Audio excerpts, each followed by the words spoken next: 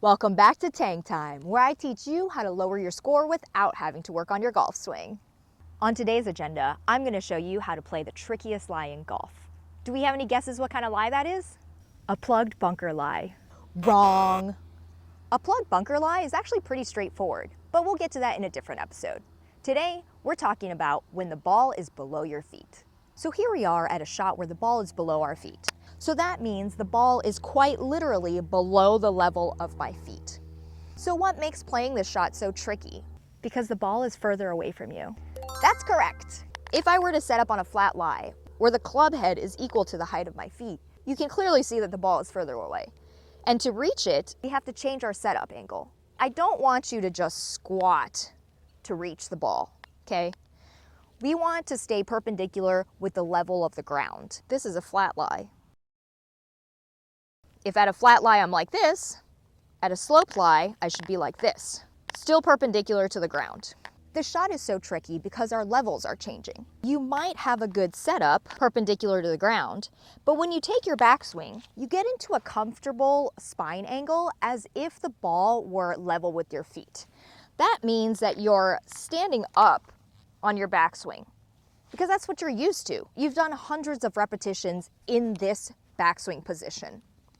It might feel like you're crowding the ball because you're not used to being at such a steep angle. The most common errors from this kind of lie is a top shot, a whiff, or a slice. And that all comes from not being able to maintain your levels.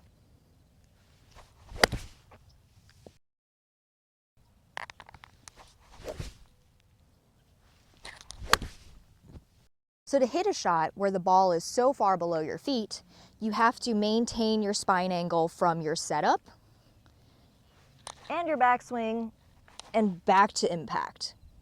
The slice happens when you maintain your setup angle and your backswing, but at impact, you start standing up. I'm going to explain how a slice happens. This is your target line, and this is your swing path. If your club comes from here to here, then it is known as out to in, because the club is traveling from the outside of the target line to the inside of the target line. If your club comes from here to here, then it is known as in to out, because the club is traveling from the inside of the target line to the outside of the target line. When the club head travels in a swing path that goes from the outside to inside, it will cause the ball to spin in a clockwise pattern, which makes the ball curve right, also known as a fade to right-handed golfers. It's also more difficult to play the shot with a short iron than it is with a long iron. I have a pitching wedge here. You can see that if I set up, that's how far away the ball is compared to if I were on flat ground. Now I have a 6 iron.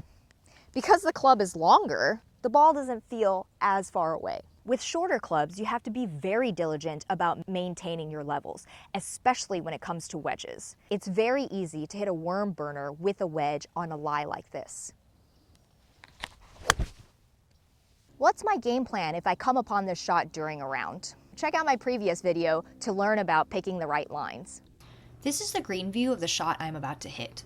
On the left here is out of bounds, and this is a steep drop-off. The pin is on the right side of the green, so anything right of the pin would be considered short-sighted and a very difficult chip. You want to miss the ball here, where you have the most green to work with and a higher probability of getting up and down. When the ball is below our feet, we have to trust that we will most likely fade the ball. Hitting it left off that lie would be nearly impossible, so you don't have to fear the out of bounds at all. So this is the line we should pick. A straight shot leaves us here. A small fade gives us a look at birdie, and a big fade still leaves us on the green. And if by some miracle you pull it, there is still room to miss here. I pick a line left of the hole. If you haven't seen my video on alignment yet, go check it out now. Get into a good setup. And then make sure my angles are equal at setup, backswing, and follow through, and play for the fade.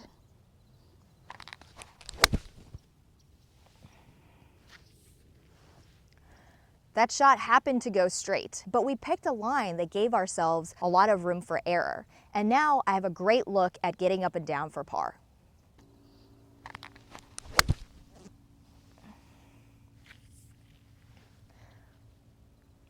That was pretty straight with just a baby fade. And because I picked a good line, I've got a great look at birdie. These are the two shots that I hit. The shot that went straight missed exactly where I wanted it, left of the green with plenty of room to work with. The shot that did exactly what I wanted it to left me with a great opportunity to make a birdie. Not every lie is going to be this severe, but every miss is going to have the same pattern. The ball is below my feet. The ball is below my feet. The ball is below my feet. The ball is below my feet. The ball is below my feet. The ball is below my feet. We don't ever want to fight the lie by hooding the club face or trying to play a draw. Gravity always wins. Just pick a good line that gives you plenty of room for error and play for the fade. Let's get you good at golf.